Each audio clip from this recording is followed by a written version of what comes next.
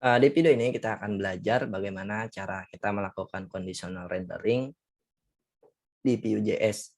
Jadi misalnya kita pengen menampilkan elemen tertentu berdasarkan data tertentu atau berdasarkan kondisi tertentu. Kalau kondisinya terpenuhi, kita mau menampilkan apa, kalau tidak terpenuhi kita mau menampilkan apa. Misalnya di sini saya akan menampilkan listnya ini berdasarkan kondisi data tertentu. Misalnya di sini saya akan buat sebuah variabel atau data ISO. Jadi di sini saya akan kasih nilainya berupa boolean, misalkan true. Jadi kalau misalkan ISO-nya ini bernilai true, maka saya akan menampilkan list of to-dos-nya ini. Tapi kalau tidak terpenuhi, nanti kita akan menampilkan elemen yang lain. Nah, bagaimana cara kita implementasinya? Nah, di sini teman-teman bisa menggunakan direktif yang namanya v-if. Jadi ini sama seperti bahasa pemrograman bahasa pemrograman, jadi kita bisa melakukan kondisional di dalam aplikasi Vue-nya. Misalnya di sini kita akan langsung menggunakan v-if ISO, kalau dia true tentu dia akan tampil, tapi kalau misalnya di sini kita rubah nilainya jadi false, maka kita tidak melihat listnya sama sekali.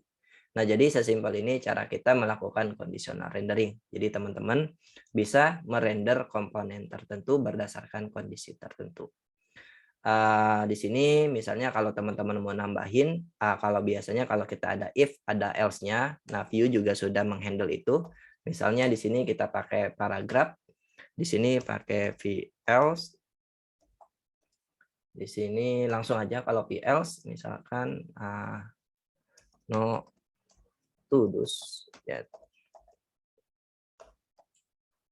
Nah, sekarang kalau teman-teman lihat, kalau kondisinya tidak terpenuhi karena di sini v-show-nya adalah false, maka yang kita lihat adalah bagian not to the set.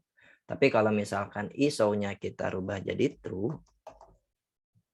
maka yang kita lihat adalah bagian list-nya, bagian tag paragrafnya tidak kita lihat.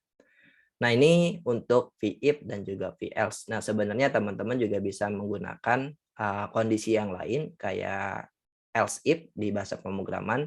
Nah, teman-teman bisa lihat di bagian conditional rendering di aplikasi atau di dokumentasi daripada Vue-nya.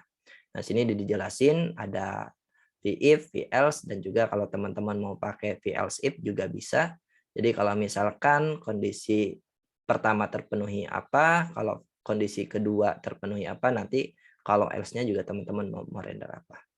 Silakan teman-teman explore di bagian dokumentasinya untuk v-if atau conditional rendering.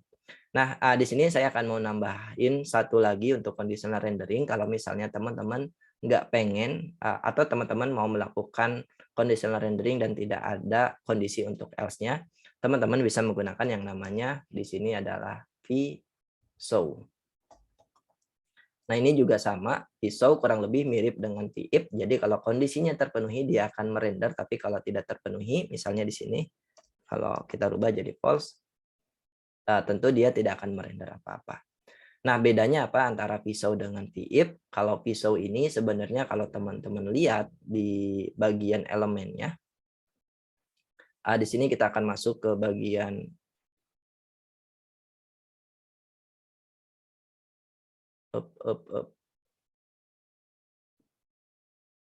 Nah, kita akan masuk ke bagian elemennya di sini kalau teman-teman lihat.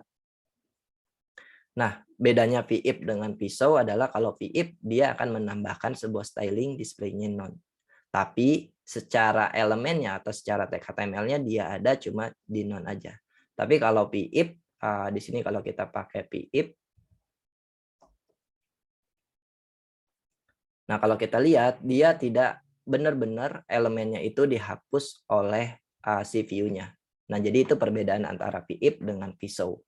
Jadi kalau v-if dia benar-benar dihapus daripada DOM-nya atau daripada HTML-nya ketika kondisinya tidak terpenuhi.